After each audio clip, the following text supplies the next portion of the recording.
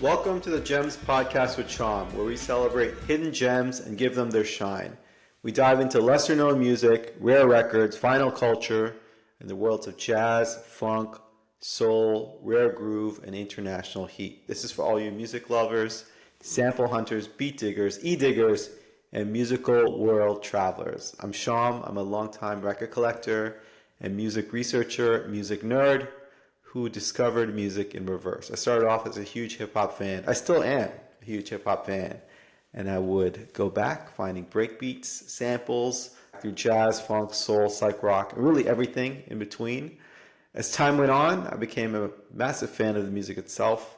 Digging is really endless. I've always been fascinated by the context, history, and characters behind the music. We're here to explore lesser known records that have found new life, whether it's through sampling, reissues, or other ways. Some of you may be music experts, OGs who've been in the game for years. Some of you may be newer and learning, but that's all good. As for me, I'm forever a student. In this episode, we explore the legend of Ryo Fukui. Ryo Fukui is a Japanese pianist whose 1976 debut, Scenery, on the Naja label, evolved from an under-the-radar release, mainly known in Japan, to a worldwide cult classic. The thesis for this episode is that music can stand out for unforeseen reasons. In this case, design and technology. Want to understand why? Listen for more. Scenery is undoubtedly one of the most famous Japanese jazz albums in the West. It started off with very little appreciation outside of Japan, largely unknown anywhere else. When people started uploading music to YouTube in the 2010s, Ryo Fukui's name became famous all over the world, and it became synonymous with Japanese jazz. Japan, in many areas of popular culture in the West, has an aura of mystique and intrigue around it. There's a pretty big contingent of people who just go crazy for anything Japan-related, new or old. Japanophilia is a general term for admiration of Japanese culture as a whole. It's almost cliche at times. People kind of joke about this topic, kind of middle-aged men's obsession with Japan who have nothing to do with Japanese culture. I've heard a lot about this phenomenon. It's laughable how much people are into it. Yet I might be guilty of the same thing after visiting Japan years ago and enjoying the culture so much. I mean, what's not to love? It's a great culture, great food, great music. Why not? The connection to Japan is a big part of the appeal for people who are into it. It's nostalgia. It's a feeling of discovering something new, so niche. Maybe discovering for the first time there's jazz in Japan. It's peak e-digging. So why was this so big on YouTube and with your Spotify algorithm or your Apple Music algorithm or your whatever algorithm? It's a striking red cover. It's etched into our retinas. It's beautiful design. It's a beautiful cover. And that red album cover is the first image that comes to mind when we think about Japanese jazz. And it's become a holy grail, like many of the records we cover, for crate diggers interested in kind of getting into Japanese jazz. It's recorded in 1976, while American jazz was kind of in the funk and jazz funk era, the disco era. Japanese jazz was focused on modal jazz, or at least this record was, and maybe not as caught up in the most recent trends that were happening in the West. It has more of that hard bop sound, that modal jazz sound, which is different than what I usually feature. It's also very different than what I used to listen to maybe as a teenager. I was more into funk and soul. And as I got older, a lot more into modal jazz, hard bop, and maybe older types of jazz. This record I would describe, if I were to compare it to an American artist, it reminds me of Bill Evans, or maybe McCoy Tyner. But Ryo Fukui is a legend in his own right. It's a straightforward production, typical of 1970s jazz. It's a trio. It has a raw, intimate vibe in its recording. It's not overproduced. It's an unbelievable jazz piano masterpiece. It's a vibe in its own right. It's an amazing sound. I don't know how else to describe it. There's a 10-minute rendition of Early Summer, which is a cover, and I'll start with playing that record for you.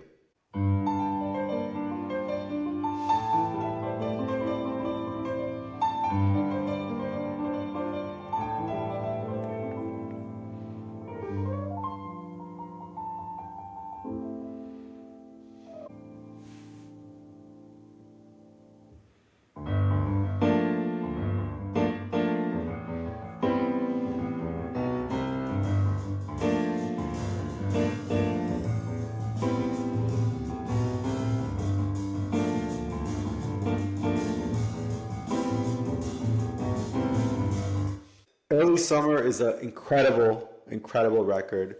Fukui's music, although I discovered it through a YouTube rabbit hole, is suggested to me on my phone.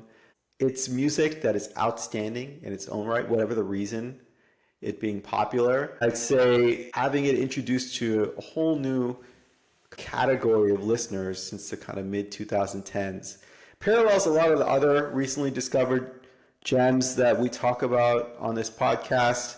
Other jazz artists like Hiroshi Suzuki and the Cat record, which is amazing. We'll talk about that as well.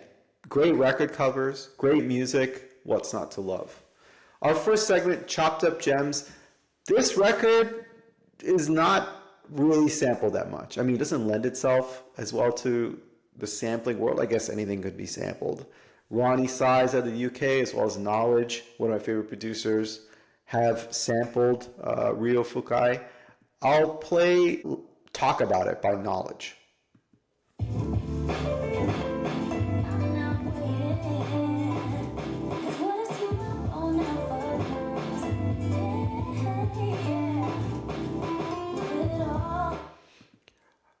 That is Knowledge, who is a great producer. I love his glitchy style, heavily chopped up style. I'd say he's in the world of people who love Dilla, yet he made it his own thing. Great ear, great producer, one of the best out there. Behind the Beat, in this segment we talk about the history of this record. Ryo Fukui, born in 1948 in Hokkaido, Sapporo, Japan, started playing the accordion at age 18. He only started playing the piano at age 22, which is remarkably late compared to jazz musicians and really any musician. People typically start earlier in life. And he has a reputation as a perfectionist who rehearsed intensely for hours, marathon sessions, got to this level of mastery where he produced this great piece of art. By the time he recorded the Scenery album, he'd only been playing for 6 years, which is hard to believe. I mean, it's a pretty virtuoso performance. His technicality is impressive. Now, I'm sure a highly trained jazz pianist might be able to find things to comment on, but that's not the point. A lot of great music is not only due to technicality, just due to ear and feel, and this record is fantastic. He moved to Tokyo to become a musician. He returned home and formed the Ryo Fukui Trio. They basically reinterpreted jazz standards. 6 of the tracks on Scenery are American standards that he redid. Only one original composition, which is Scenery.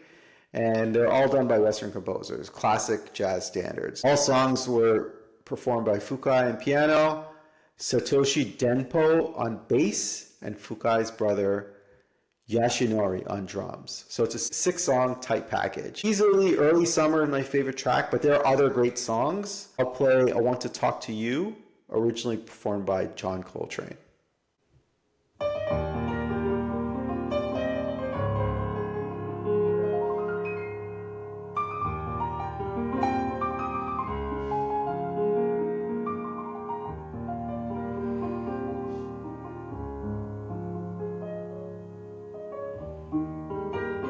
That's I Want to Talk About You by Ryo Fukui, originally performed by John Coltrane. This is the track Scenery, the only self-composed track.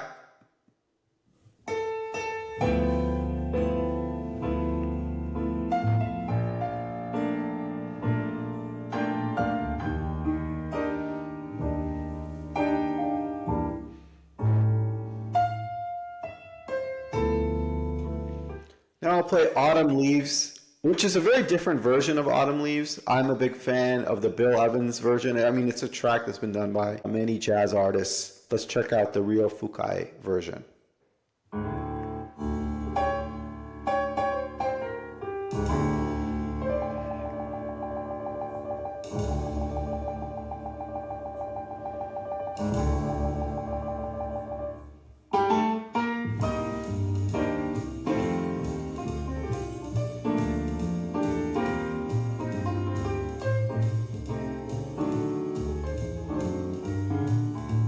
About a year later, he had a second album. I'll play Horizon off of this second album.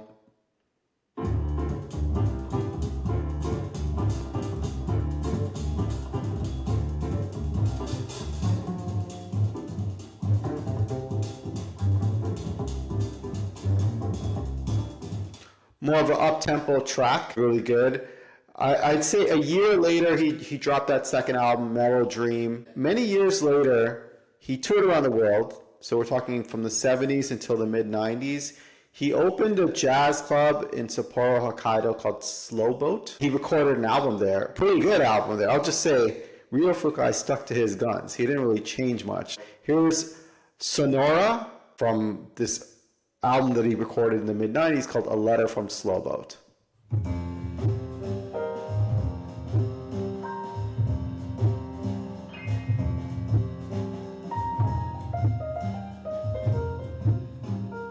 Another track from the same album, Old Country.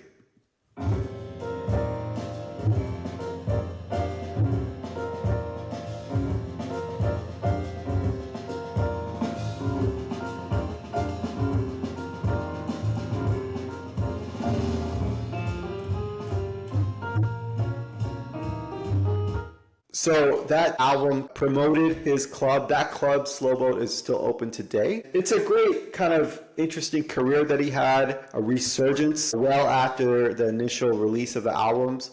Usually we have a segment on the show where we discuss one of the players in more detail. In this case, they did not go on to a huge amount of fame. We also have a segment called Cover Art Chronicles. In this case, we will talk about the designer of the cover art. That is Takashi Nijiwa. We'll just put up the cover art. You can see the fantastic red cover, the Naja label, black and white photography, the mixture of English and Japanese typography, the bright red color.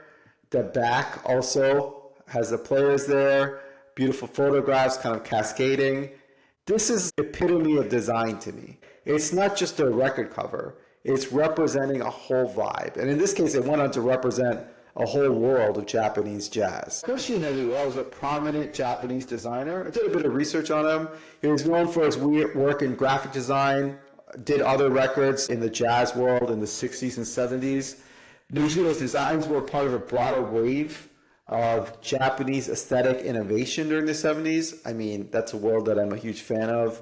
Not only am I a music nerd, I'm a huge film nerd. 70s Japanese movies, fantastic, super cool. As jazz was being embraced more widely in Japan, he contributed to the global appeal. It was artistically advanced and helped articulate the vibe of those records.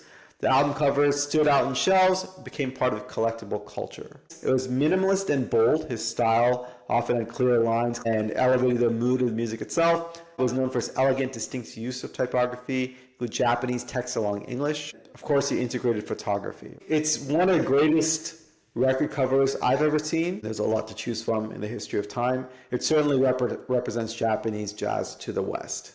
On June 1st, 1995, Fukui opened Slow Boat as his base of operations and was open for 20 years. I mean, it's still open today. He went on to pass away in the 2016, and he had his mentor Barry Harris from New York, who he looked up to, play at Slow Boat. There's a great video of that on the internet. It's quite a ride he had as a traveling musician, a great composer in his own right. So this record, I've given a lot of credit to the algorithm, the great record cover, also music curators. Yusaki Ogawa is the owner of Tokyo record store Universe Sounds. He's an author, reissue producer. He's been involved in a producer in a series of jazz reissues, Deep Jazz Reality, Universe Sounds, Project Reviners, Extravaganza, and Jazz Legends in Japan. These curators have the ear to help popularize music that was not popular in the first place, and finding Fukui help advance the Japanese jazz phenomenon worldwide. Looking back on this record, this episode, the thesis was music can stand out for unforeseen reasons. In this case, design and technology. I would say it's true for this record. Scenery is a phenomenal record cover. The algorithm pushed it. It's because the music is so good that it stood out, that it became popular, became timeless. It's hard to believe in 2025 this record is more popular than ever, more popular than the decades ago in the mid-70s when it came out. And I love the way music could find new life in unexpected ways. That's kind of the premise of this podcast. Is it good that the algorithm pushed it and made it popular with non-music experts? Is it bad? I mean, who cares, right? I'm generally against gatekeeping in music. I'm pro music. I'm pro feeling. Young people are coming along all the time and looking at music backwards. I'm doing that, and I think that really never ends. And good music being popular, I think, is great for everyone. Community, again, went from local jazz circles and supporters to a global audience, and that's fantastic to see. When I think about the mission of this podcast, it's championing lesser known music across geography and time. This is a great example of that. I suggest the audience look into other curator-driven releases by Yusaki Ogawa that is on the Deep Jazz Project Revinyl, Wah Jazz. I found a great comp called Wah Jazz. And uncover more hidden gems. I figure I explore music for fun. I do it when no one's looking, and I have been doing it since I was a kid. I know there are other people like me out there with similar tastes, and I'd love if we could celebrate these gems together. Peace.